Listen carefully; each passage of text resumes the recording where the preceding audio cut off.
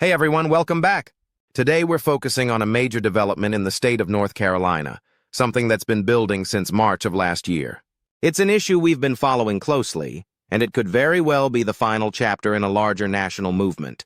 We're talking about constitutional carry, specifically the effort to make North Carolina the 30th state in the country to adopt it.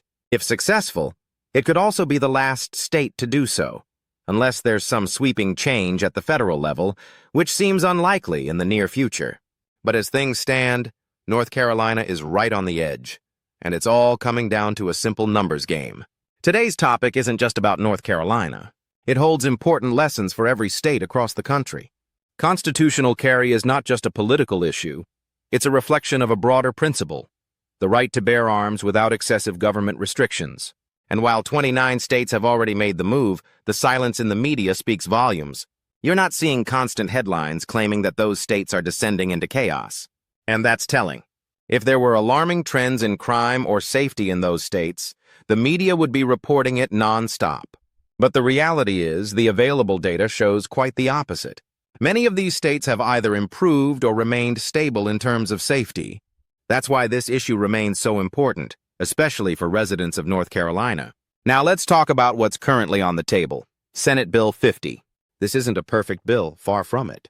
We've looked at its details before, and yes, it has its flaws. But is it better than the status quo? Absolutely. Back in March 2024, we analyzed the political landscape and identified North Carolina as the one remaining state with a realistic shot at passing constitutional carry.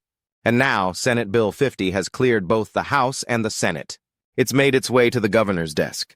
Now here's where things really start to get interesting. In the Senate, the numbers are solid. There are enough votes to override a veto.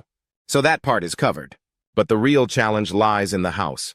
Even if the 10 Republican representatives who were absent during the vote decide to return and support the override, and even if the 2 Republicans who originally voted against the bill somehow change their minds and vote in favor of overriding a veto, despite opposing the bill in the first place, there's still a problem. Even with all 12 of them on board, they would still fall 1 vote short. That's right, just 1 vote. Looking at the roll call, there were no Democrats who supported the bill. No one crossed the aisle.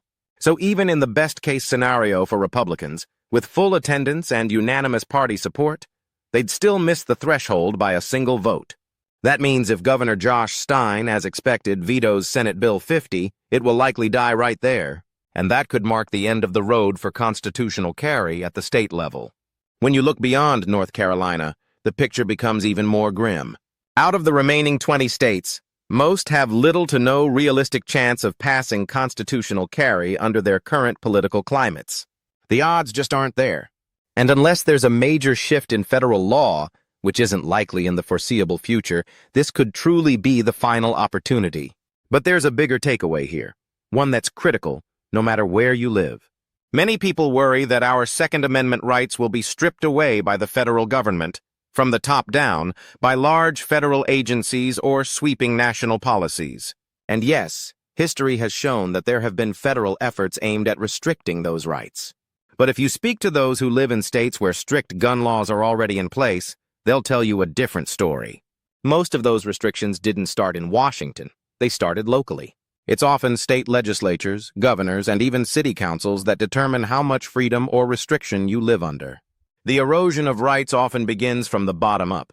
That's why local elections matter just as much, if not more, than what happens on the national stage. And finally, it's worth repeating a message we've said many times before. Being a responsible, law-abiding gun owner isn't just about exercising your rights. It also means staying informed. Know the laws in your state. Understand how they apply to you. And always make decisions with both safety and legality in mind. Thanks for watching. Stay informed, stay safe, and we'll see you next time.